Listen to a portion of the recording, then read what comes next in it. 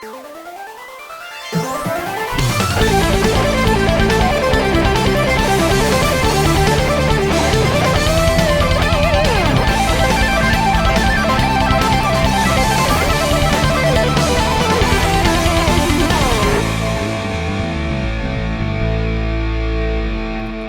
guys, welcome back to Cosplay Eternity, the podcast where we are cosplaying the already but not yet kingdom of God.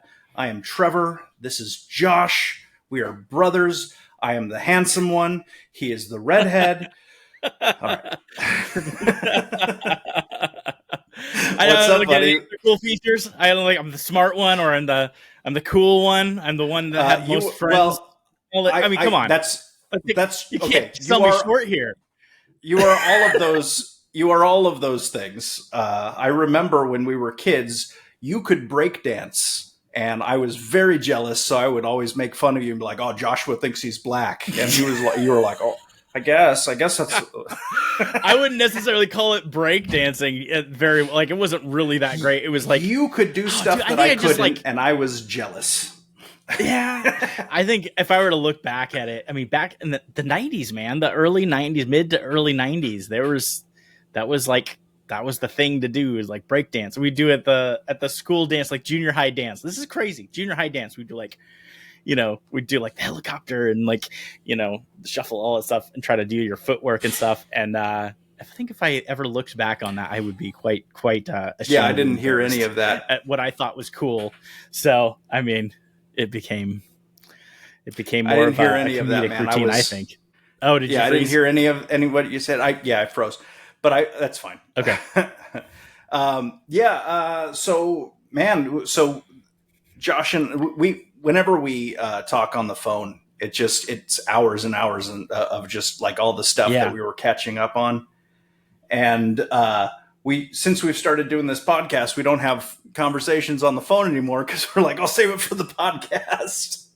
Yeah, I know, right? We gotta to catch up on some stuff. I mean, there's been a lot of stuff going on. I mean, it's been the first couple of weeks with newborn, and for me, I went on a youth camp. So, I mean, there's a lot to kind of catch up on. I think sickness has gone through my house, and there's just all kinds of stuff. Like with new summer is here. So, but yeah, no, I went to Colorado with our church's youth camp as a youth leader to some really cool guys that were just graduating high school or going into their senior year. And I'll tell you what, first of all, if you haven't been to Colorado, we went to Estes Park, Colorado. It was like a YMCA camp. It was absolutely gorgeous. Maybe I'll upload some pictures that I took while I'm going through this, but it was absolutely beautiful. We had amazing hikes. It was kind of like you could check stuff out, like for basketball, pickleball, tennis, mini golf, and then they had like worship services and everything. And then we'd have time to do, our small group time with the leaders. And I think one of the cool things I think I took away from that, or I'm hoping that they took away from it, is this is the first time that I've gotten to speak into the lives of 11th, 12th graders. Some of them are just actually graduated this year, and we're going to be transitioning into college or something. But one of the things that we talked about was the theme of it was not just knowing about Jesus, but knowing Jesus, right? Not just knowing about him, but knowing him personally. And one of the things that came up in our discussion and conversation is like, well, how do you get to know Jesus? Not just about Jesus. How do you get to know Jesus? And a lot of it is, through prayer and taking time, separating your from everybody, closing the door and praying to your Father in secret. But a lot of it also is about being able to study the Bible, right? Like actually being able to do word studies. So they have us do curriculum, right? So I'm going through the curriculum. I'm sticking to the notes, and we're talking about Paul's road to Damascus. And I was like, all right, guys, you guys are familiar with the story. Most of you grew up in church. So who does Paul encounter on this road to Damascus? And it's like, oh. And it's like, all right, yeah. You don't need to raise your hand. Just say it's Jesus, right? Like it was kind of a throwaway question. They're like, oh, it was an angel. It was and I'm like, okay, all right, we're going to read it now, because we were just going to skip on it. We're going to read it now. And I'm like going through like, guys. And so the point that I was trying to, not to shame them, but more to like wake them up and say like, look, guys, you do not have youth camp. You do not have church camp. You're going away to college. You do not have mom and dad to focus on or keep you accountable in your relationship with Jesus. This is your relationship with Jesus. And please heed my words. You will hurt yourself greatly emotionally and spiritually if you walk away from church and go into college without weapons or defenses for the faith. You're going to get eaten alive. And so, that was a time where I was like, guys, we need to be taking this stuff seriously. I was like, all right, did like some drills of like, all right, and without even telling them how to do it, I was like, let's take a look at this word. What's the Greek word for, love the Lord your God with all your might or your strength or something? What's the Greek word? And people are like, oh, and they're going through, they're like doing Google Translate of like what the Greek is for my, I'm like, no, Koine Greek. What is it? So they tell me, okay, everybody right now, download Blue Letter Bible app, right? We're going to do this and we're going to go through it. So we were going to go over the road to Damascus, but now this is what we're going to do. So we started going through how to do a word study. I mean, and then, show them the varieties of like things that they could do with the tool. Also show them like, look, sometimes the word in Greek just means the same word in English. It's a great translation. You don't need to go and say, oh, there's something here when there's nothing there. Right. Other times it's more nuanced. It's more expansive. It's a better understanding. And so that was the kind of thing. Like I told them like, look, guys, your decisions right now, what you do in life is going to reflect the next 5 to 10 years of where you're at with your relationship with God. And so it's like, here's your job. You go to college and you leave mom and dad, you leave church, go to college. Right. First thing you do, plug into a church. I don't care if it's a, as long as it's a decently doctrinally solid church, which I don't think that they had any idea. I take anything at this point, right? Like just a Christian church. A good Bible-based Christian church, right? That actually focuses on the Bible. Plug into their college ministry, right? You have to have good influences in your life. Paul tells us don't neglect meeting together. That's one of the big things for these Gen Zers when they go off to college, they go do things. They're not plugging into community. They're not plugging into an accountability group. They're not, all of these things. And so that's the important thing. So I think that was a big eye opener. And then throughout the week, we did some, apologetics drills about, how can you defend the faith? Are you certain that God exists? Going from that to the resurrection, to all the, and so like, it was important things as well as, the curriculum. But the main focus is like, guys, this is it. This is it. You're on your own. Like, here's your sword. Here's your shield. Here's your armor. Yeah. Good luck, man. Oh man. So call if you need help. Right. But you're on your own. I was just thinking about, I went to Biola. And we had classes on apologetics and stuff like that. And I remember it was a class with Sean McDowell, and it was great. It was a really good class, and we actually did drills. Like we would take arguments and ideas and everything, and we would kind of debate with each other and everything. And but one of the things we had to do with that class was we had to talk to people who were not Christians, one of our unsaved friends, and say, hey, I'd just like to ask you some questions or, whatever. And it's not to necessarily witness to them, but just to kind of, discuss these kinds of things. And, it's funny because they teach you how to deal with the best arguments against something. So you're going like, okay, let's talk about the moral argument or whatever, And so you bring up one of these things and you're prepared to argue against the good arguments. They don't teach you how to argue against the really stupid arguments. And so when they do that, you're just like thrown for a loop. Like I was, what? Yes. Yes. You're like, I don't even know how to address what you just said because none of it was like, it was barely words. In fact, it reminded me of the debate with Biden. Biden and Trump yesterday. Words that don't make sense. Yeah. Right. So no, I mean, most of the time, it's just not before we faith those types of bad arguments, Oh yeah. Or it's just, people who are not versed in, we'll see in philosophy or something. and they don't have a problem just throwing out weird fallacies. And so it's but so yeah, things are going great with me. My daughter is 2 months old.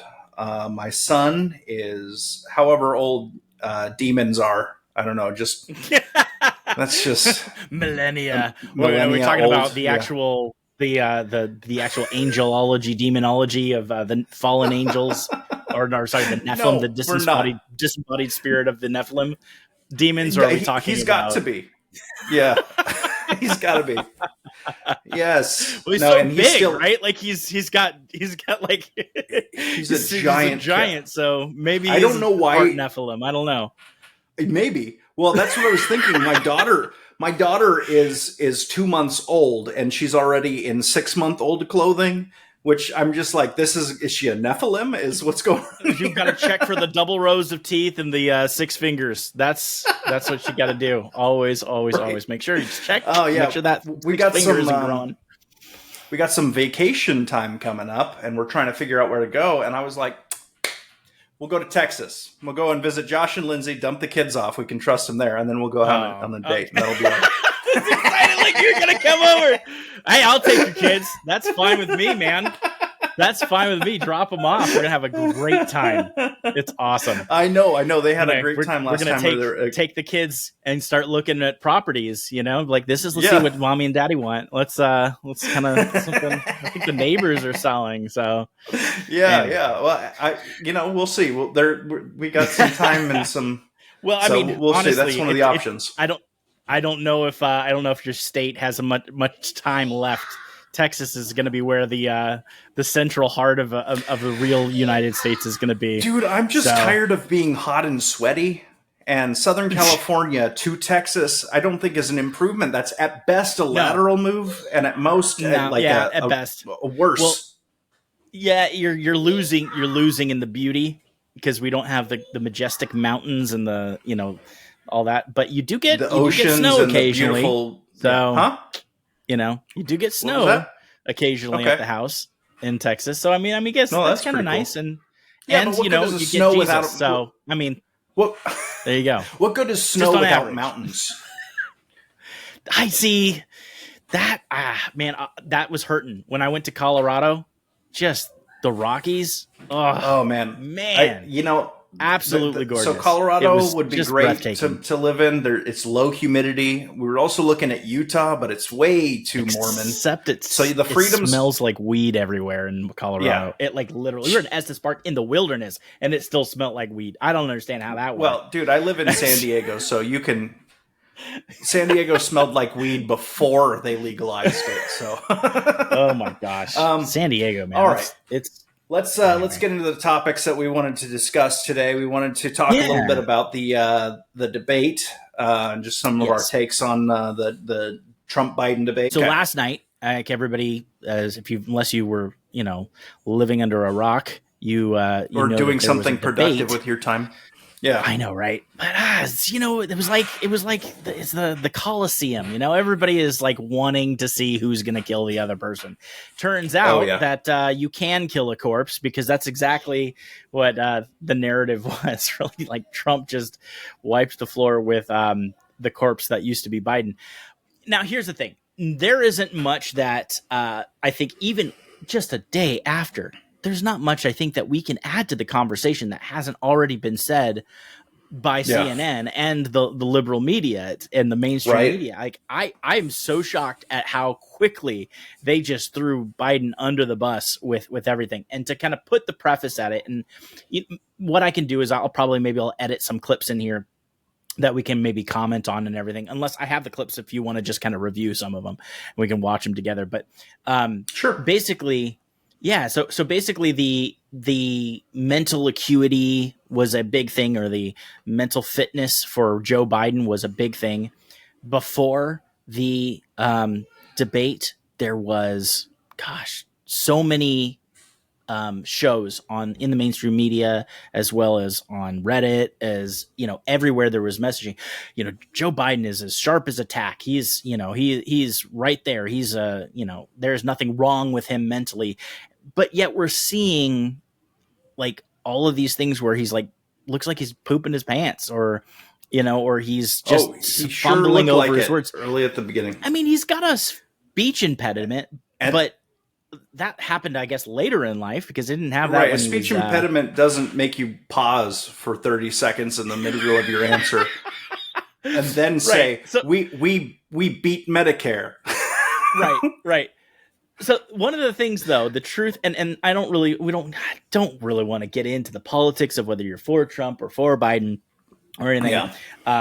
But ultimately, at the end of the day, I think the important lesson here, as it pertains to truth, one of the great things about truth that you can rely on is that it stands up and it withstands scrutiny.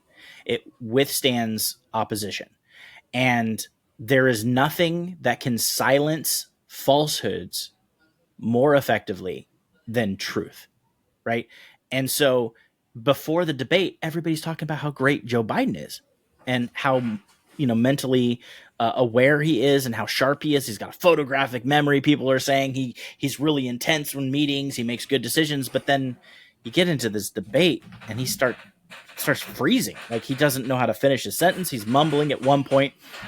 Trump said, I don't know exactly what he just said at the end of his sentence. And I'm not sure if he knows what he said, but let me just, so it was shocking. And at that moment you had the mainstream media flipping out and be like, we need to get him out. We need to 25th Amendment him. We need to, I don't know what I'm watching, but this is elder abuse. Like there's so many things with them, and all those same people that were championing that he's the sharpest tack in the drawer are like immediately succumbing to the truth.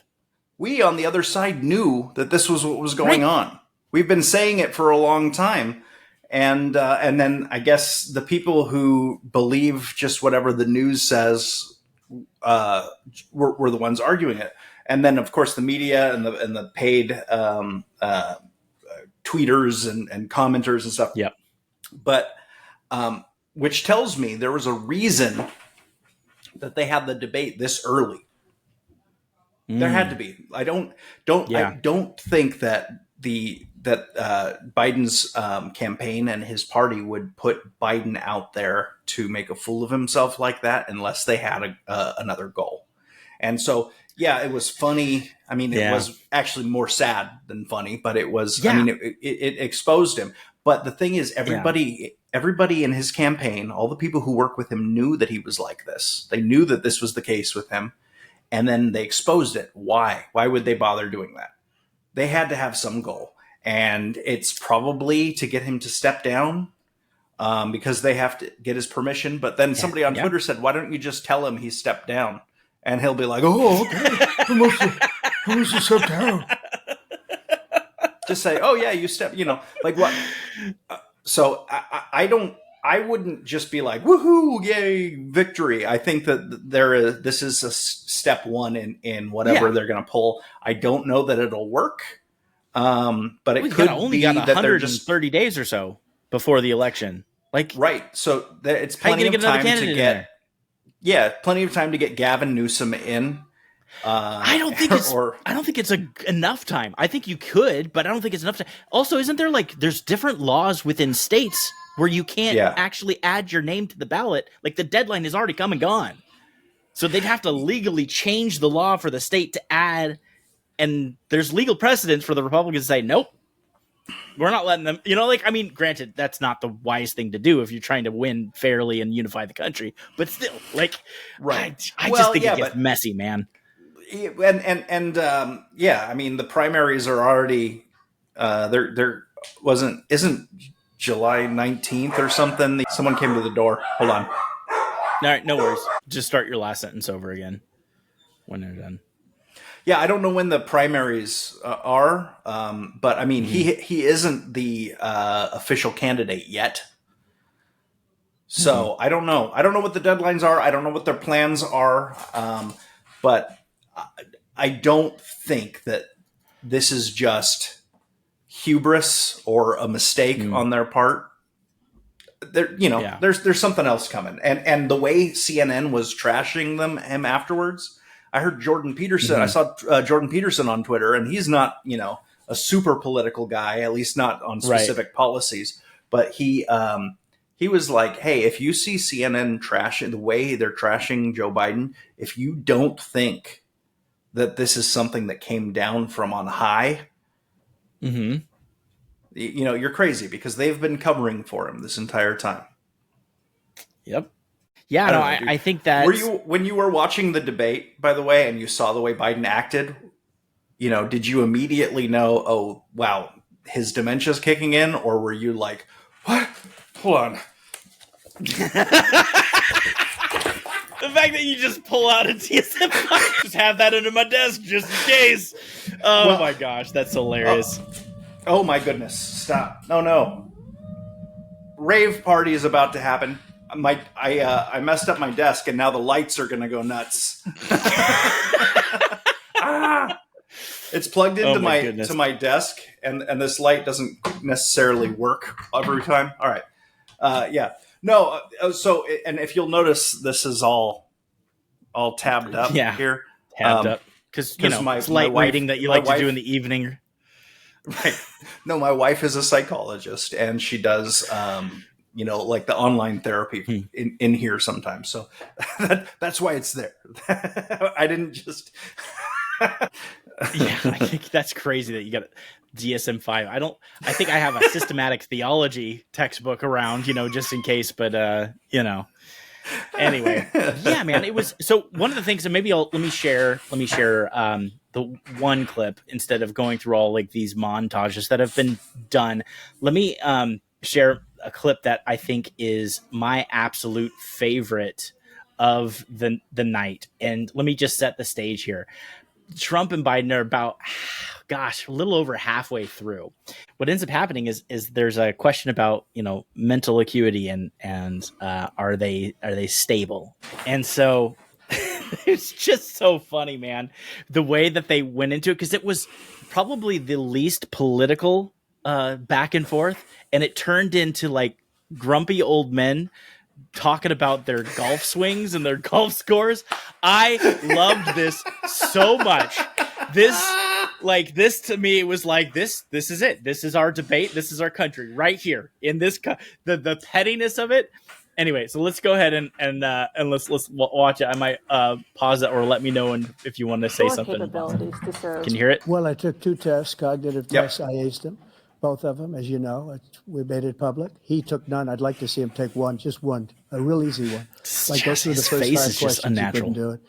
But I took 2 cognitive tests. I took physical exams every year, and we knock on wood wherever we may have wood, that I'm in very good health. I just won 2 club championships, not even senior, 2 regular club championships. To do that, you have to be quite smart, and you have to be able to hit the ball a long way. And I do it. He doesn't do it. He can't hit a ball 50 yards. He challenged me to a golf match. He can't hit a ball 50 yards. You can see here. Okay, well, hold on. Just the fact that he goes there, like I am, right. Like, Trump, Mr. President, how are you mentally capable of running into your old age, running office into your old age? And he's like, yes, I've taken all these tests. And as if that wasn't the foundation of, like, that's all you need to say, Trump. He's like, watch, I can throw this football over that mountain over there. Like, just like, I got the best golf swing. I won 2 championships. These weren't even senior leagues. They were regular leagues. And it's like, this is like flexing. I'm like, what an odd thing to bring it, but it's just the perfect amount of petty that Trump brings to a discussion. And the funny thing is, all Biden had to do is say, that's just nonsense. Why are we talking about this? But no, it's like, oh no, now we're talking about golf scores. Let's go. Right. So I just love anything. What were your thoughts when he brought this up? I'm just like, this is hilarious old white guy conversation. It just, I want them to be the Muppets, those old men in the balcony Muppets, Waldorf yelling at each other. Yeah, Stetler, whatever her name is, something. So check this out. Marley. Yep. Yeah, so all Biden had to say was like, "That's nonsense. Why are we talking about golf?" But he didn't. He played right into it. Watch this. And I do it. He doesn't do it. He can't hit a ball 50 yards. He challenged me to a golf match. He can't hit a ball 50 yards. You can see he is 6'5" and only 225 pounds. or 20, 35 pounds. Well, you said 6'4", 200. What? Well, anyway, that's what you're. Anyway, just take a look at what he says and take a look at what he is. Look, I'd be happy to have a driving contest with him. I got my handicap, which when I was vice president, down to a 6. By the way, like, no, Joe. To play golf, you can carry your own bag. Think you can do it? He's a 6 handicap of all. I was an 8 handicap. Okay, no, that's the most hilarious thing. Like, of all the things, like, think about this. Of all the things that Joe Biden has, like, and I've said this before. Like, Donald Trump is a reality television star, right? Like, this is who he is. He knows how to play to an audience, and what politics has become is the largest American reality soap opera that has ever been. And so yet they're shocked when a reality TV professional beats them at their own reality TV show. Oh yeah. All we need, honestly, is a stand-up comic to run. Well, and like Zelensky look at from Ukraine. Huh? Like Zelensky. Yeah. I mean, that's what happened, right? It's crazy. There's that comedian, Dave Smith, he's pretty funny, but he's mostly political now. And if that guy ran for office, I think that he would dominate. He's good at his arguments. I don't always agree with him. He's a little bit more libertarian than I am, a lot more libertarian in some ways than I am. But the point is that guy just dominates people in his debates because he's got the improvisational comedy skills, the crowd work, that kind of thing. And honestly, that's why Trump does so well. Listen to what comedians have been saying about him, comedians who aren't super critical of him. They'll say, like, the guy is a comedian. He's doing stand-up. Well, and comedy it requires such a high level of intelligence, in my opinion. I don't know. I've never done it, but I feel like comedians have to have at least a certain level of awareness and intelligence. Because, I mean, you look at, what is the saying? Like, comedy is one of the higher forms of intelligence, or maybe that's puns. I mean, but like, it's to be able to catch patterns, to catch nuances and details and things. You need to be intelligent in certain ways. You need to have, I wouldn't say intelligence. I would say that you need to have quick pattern recognition, and you need to have a quick wit if you're going to be doing that kind of comedy. But I don't think, dude, some of the comedians that I know are really, really extraordinarily dumb. And then there are others who are pretty smart. How many of those are actually successful comedians, though, that you'd know their name? Well, don't name drop here. I'm not going to name names. I'm not going to name names because I don't want to hurt feelings. But a buddy of mine is not a funny guy. He's a comedian, and he gets booked all over the place. But he is not funny. His stand-up is okay. It's like people will laugh at his jokes and stuff, but as a person, he's not funny. But what he does have is a motor.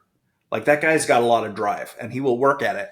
And so he will go and he will do, like, he's got about an hour worth of material now, and he developed that by going up and just trying everything. And occasionally, if you keep trying jokes, something's going to land. Something that you try will work, and then he'll try that. Perseverance, man. It's the key to success. So he doesn't even have to. It just takes him way, way, way longer to come up with material than somebody who's naturally funny.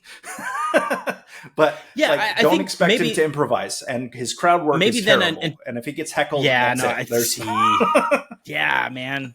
There's some, and people don't realize, like, crowd work is not stand-up comedy. Like, that's not, I mean, it's part of it, but that's not what, like, generally that's not the thing that you want to be known for. You want to be known for your jokes, not your ability to, I mean, you can be known for it so long as you have good comedy, but, like, if that's your main thing, like, well, what's the whole thing with, was it Matt Rife, or the comedian, like, all of his advertisements and his marketing of himself on Instagram or YouTube, all his short videos are all crowd work. And I think he said something along the lines of like, yeah, I'm going to post crowd work because if I posted my jokes, you wouldn't come to my shows because those are the same jokes. I can't come up with it. It takes years. It takes years to come up with a set. I'm not going to go tell these same jokes, Sure. So it's like, okay, so it's not the main thing, but it's important to have. And I think when I think about intelligence and quick wit and all of that, I am not quick, and I don't have like a quick wit as much as others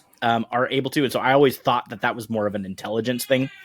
And maybe that's the wrong word, but it's just I don't know. Maybe it's a awareness thing. I don't know. I mean, I guess you could say that it's intelligence in a specific area. Sure. Kind of like how some people are really good at math, but don't expect them to solve like a word problem.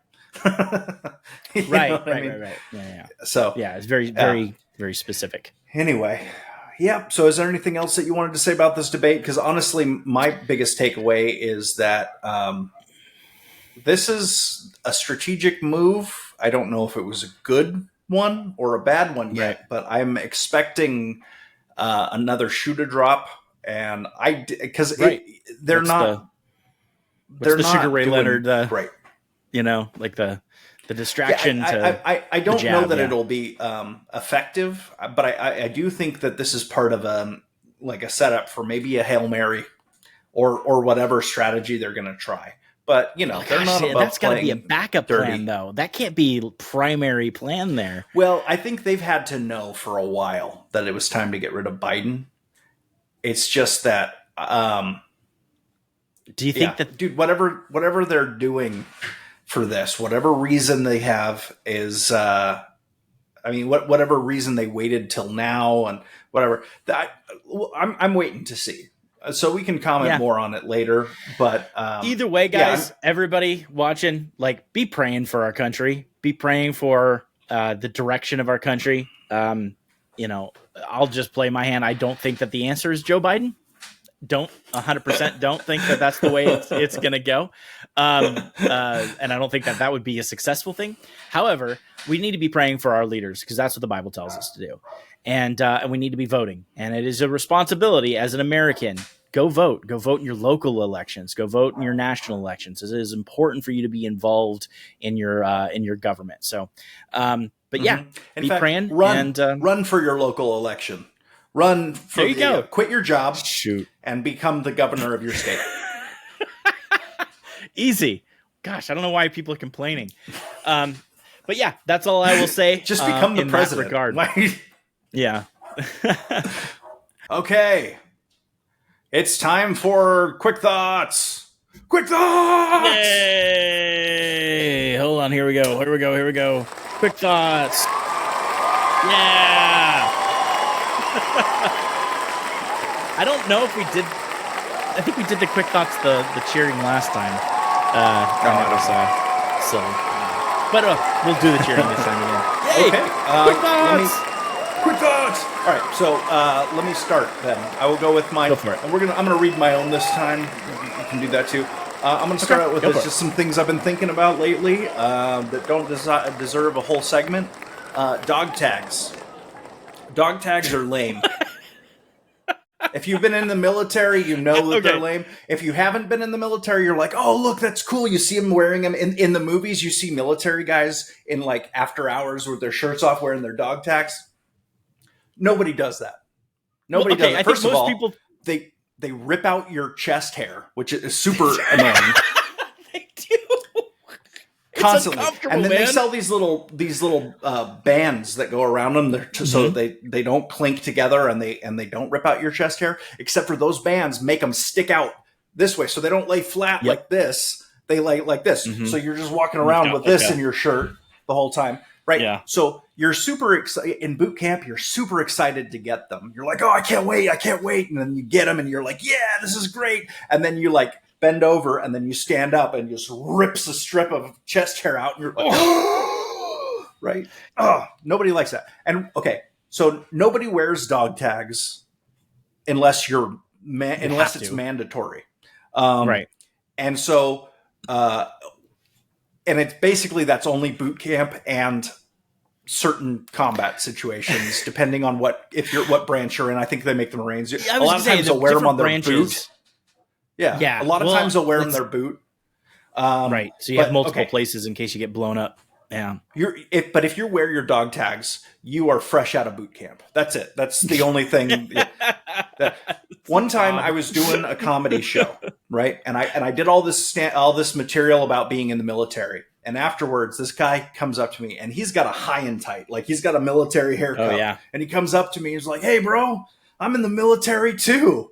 And I was like, "Yeah, I can tell because of your haircut." And he's like, "No, look." And he reaches into his shirt and pulls out his dog tags. Gosh. And I lost all the respect I had for this dude. I was like, "Oh, what a tactitool." You just don't have any friends who are willing to beat you up for that kind of nonsense." What was was he like a junior sailor? Was he Was a Marine? Oh my gosh. I did not ask him any questions after that. Yeah, I was just like, this conversation is over. So, dude, we had dog tags are lame. That's what I'm thinking. I in A school when I was in A school in Pensacola, the moment that we got our civilian clothes, like we were able to, like we were advanced out of boot camp. It's been like 3 months and stuff. And first time I put on jeans, I'm like, these feel weird. These don't feel normal or natural. Neither do these shoes. They don't have enough, arch support. Like, what the heck? Why am I wearing so flexible? What? Yeah. and all the clothes that I had were so much bigger because I had lost all the weight. But what was funny to me is that there would be guys, like we'd be out in the courtyard, out in Liberty, and they would still wear like their combat boots, or they would wear, like their Smurfs. They're like the Navy sweat pants and top back in the day, and they'd wear those out. I'm like, why are you doing that, guy? Like, bro, oh man, like, we had to go when I got to my first so when I got to A school, we went out we had Liberty, but I was still in phase 1, I guess, so I had to wear my dress uniform when I went out in town, and it was a summertime, and so we were in our dress whites. Face cards, right. So back then, the dress white uniform it didn't have any piping on it, no designs. It was just straight white, right. And it was this just real floppy, heavy polyester material. Hot. It was thick plastic, and it was hot, right? Mm-hmm. And it was really humid there, so water would just pool up and drip off of it. It was real gross. But we went to the mall, and we're walking around like that, and this little kid sees us and goes, "Look, mommy, clowns!" And yes, we were. Yep, we were clowns. So.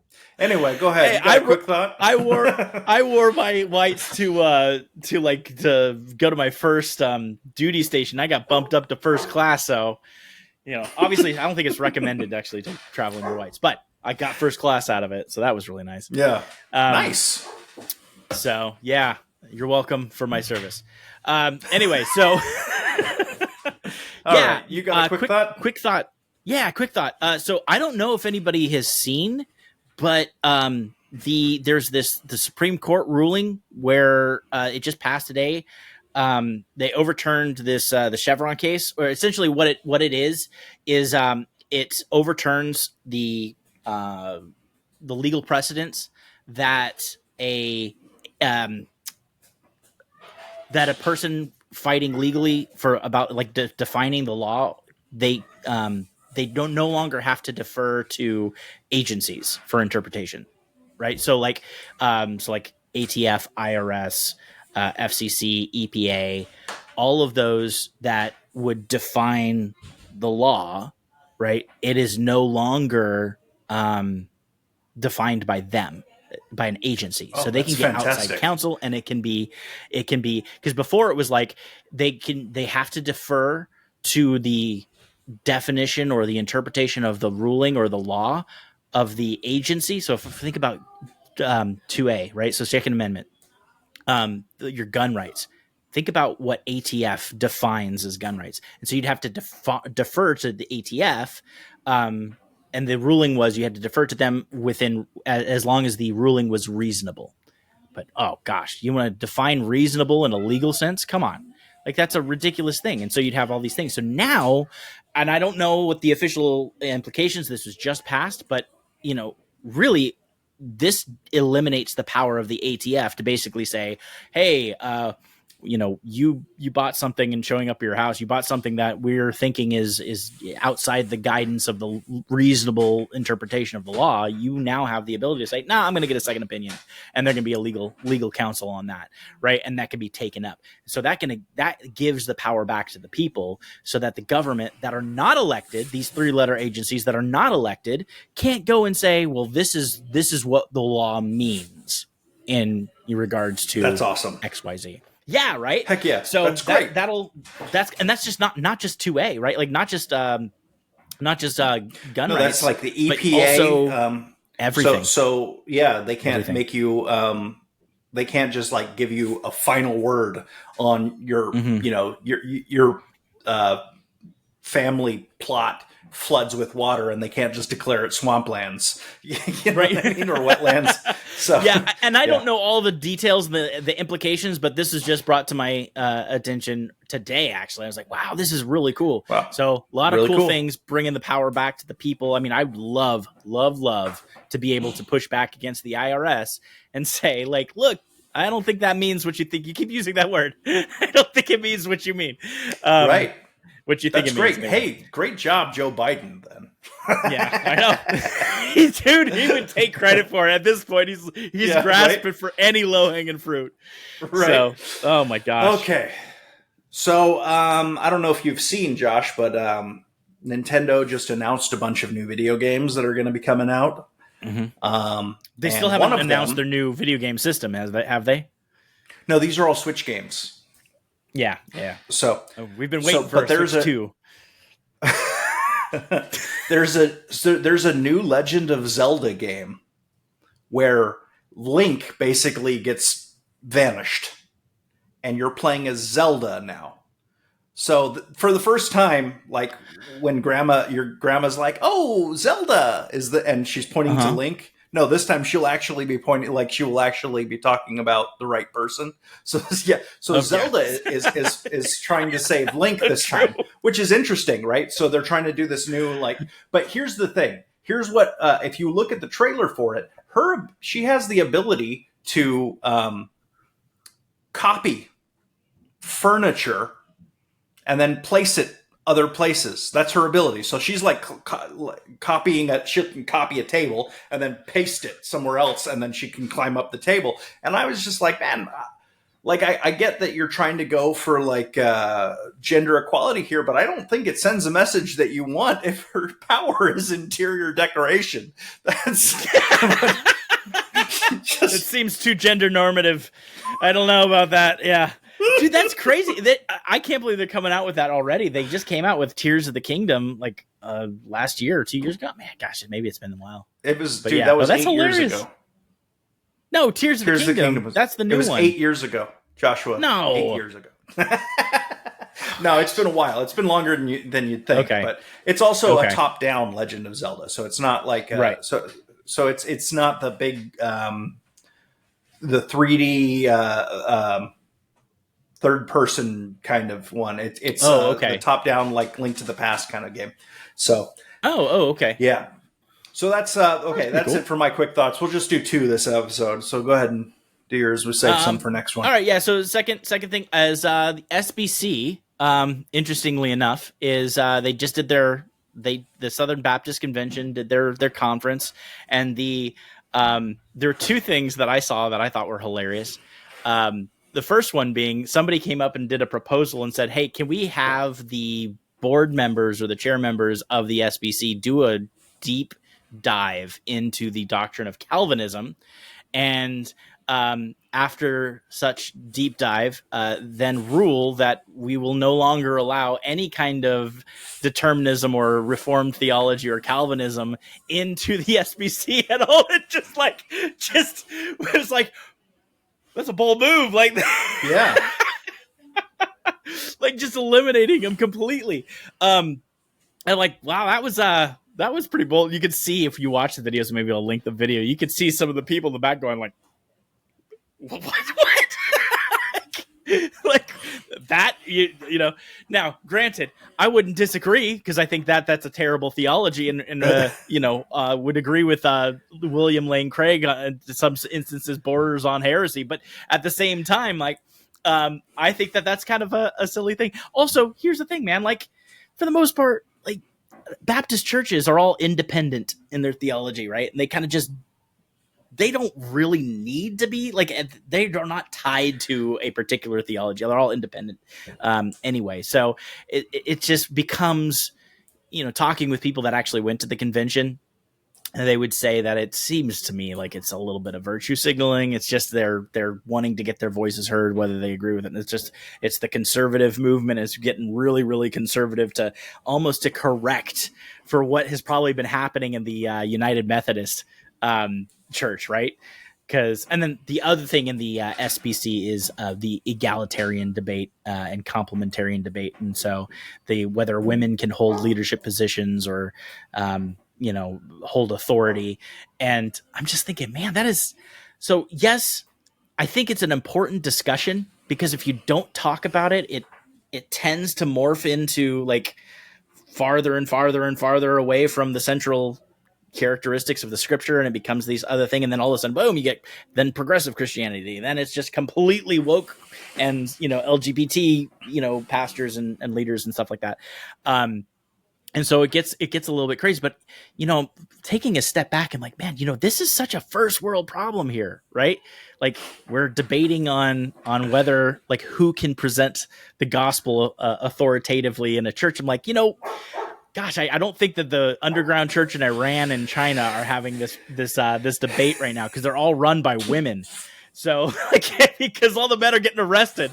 So not to say that it kind of falls into an area where it shouldn't be talked about and discussed. I just think that of all the things we're getting together, like, that's the thing that we want to focus on the most. And where we're going to depart, the next thing, it's going to be eschatology, whether you're amillennial, premillennial, dispensational, and like we're going to part ways, or gosh, it's just so funny how we take the doctrines. Like, look, one of the people I've talked to about that is like, usually people that focus so much on whether women can be pastors or preach have not spent much time ministering and preaching the gospel. Like, because if you're constantly worrying about like, whoa, there is a man in this audience, can I talk to them? Can I continue to spread the gospel? Can I continue to right. preach or evangelize? Dude, it gets crazy. That's not even giving away my position. I'm not an egalitarian, and I'm not full on, complementarian. So I'm a little bit, I think, in between. But ultimately, at the and I think I can back that up from a theological standpoint and biblical standpoint. There are a lot of binaries in theology that are false. There's a false binary. It's not. It's a false dichotomy. It's not Arminianism, Calvinism. It's a false dichotomy. Yeah. Are you right. pedo-Baptist or believers Baptist or credo Baptist? Right. Right. It's like, okay. Now, granted, that seems like a little bit more binary, because it's either do you believe or you. That's well. I think it's more of like the what original sin is. That's the thing. It's the distinction between what original sin is and what baptism does in regards to original sin. Maybe we'll do an episode on that. Right. That'll be good. Sounds boring. So then I was. It does. No, it's. I think it's the Dunning-Kruger effect. Where like the more you study, the more knowledge you have on the topic, you start to realize that, hey, maybe I don't really know that much about this. Especially like we were talking about eschatology. And I was like, hey, Josh, where do you fall in eschatology? And you're like, it's all BS. And I was like, what? And you're like, yeah, I don't think any of these theories. Well, first of all, I don't. It's not the most important thing, but also, right. I do care, but it's not. I don't care about your system. Like, I'm not gonna tie myself to a system. I don't think any one particular one is particularly right. Any one of them could be every single one of them has got aspects where I'm like, I don't think that's correct. But also we were talking about this. this was written to a particular audience, and we don't know what it meant to them. We can do a decent job in most of Scripture trying to figure out what it would have meant to the original audience based on the culture and stuff like that. But when it comes to the eschatology and the end time stuff, we've got very little foundation. I mean, so we have to pull from historical, like what was happening at the time. You had, this is potentially leading up to 70 AD, after 70 AD, about the events that is writing about, the persecution that is happening. That's crazy among the Christians, the early Christians, and they're being blamed for a lot of the stuff. Right. That's going on. So how much of this is typology, and how much of it is prophecy, and how much, well, in genre, it's apocalyptic. Genre. It's interesting because Revelation is a mixture of genres, right? So it is a letter. It's a letter. And when you think of a letter, it should be understood by its audience. Like, I don't think that John in Patmos was just writing a letter to be mysterious, like, hey, right. I have this vision. Nor do I think that the vision was meant to be mysterious. I think it was sent. Right. I think it was sent to be like an encouragement. Who was just like, yeah, I'm not predicting. Nonsense. Now, there were certain things that were to the people of that time that were going to be fulfilled to the people of that time. But that doesn't mean that it's full on preterist, meaning that it all happened and that was it. It's already happened. It definitely had some things to come, things to look forward to. And there's a couple of good, there's a good amount of commentaries and scholarship on this, if you can imagine. The problem is when you have these systems, the people that create these systems, whether it be dispensationalist, amillennial, and covenant, and they tend to hone in on a particular passage, one or two particular passages, and they fill in the blanks, and they don't ever return to the source material. Now, and what I mean by that, the source material, what did the church at the time believe about apocalyptic text? What at that time did they understand? And if the early church didn't have these eschatological systems like laid out and figured out, it's probably because it wasn't supposed to be laid out and figured out. It was just, hey, this is what is. Now, that doesn't mean that we can't study it. That doesn't mean that we can't go into it. But if you don't return to the source material, we can't try and chart it out. It doesn't mean that. It just so Revelation. Now we're getting on a tirade. Okay. So Revelation. Here's the important thing. I know, guys. Let me finish this point and then we'll be done with Revelation. We don't ever have to talk about it again. The thing about Revelation is John alludes. He does a lot of allusion to the Old Testament. There are a lot of Old Testament allusions and Second Temple writings that he alludes to, right? Not a whole lot. I mean, sometimes there's direct quotations, but not like you would have like in Matthew where it's like constantly directly calling back to the Old Testament through quotes. It is allusions to, like, there's symbolism. There's all these things that tie together and be like, oh, as a first century Jew, I'm going to think back to this apocalyptic text in Ezekiel, So the problem is these systems, they don't look at the Bible like that. They look at the Revelation like that. They look at at Revelation and say, yeah, there's some Old Testament context, but here is how the rapture is going to happen. Like, okay, does that fall in line with what we're seeing, what the author is alluding to? Anyway, that's my 2 cents. Disagree with me in the comments. This is, eschatology and soteriology and the apologetics of creation. Those are the 3 topics that you will like literally have somebody just get blocked on Twitter for, like, or X. Like you go and you disagree. It's like, you're blocked. Like, how is that as a fellowship removing doctrine there? Like, I get maybe soteriology. Argue with us in the comments. We will not block you. Anyway, all right. That has been today's quick thoughts.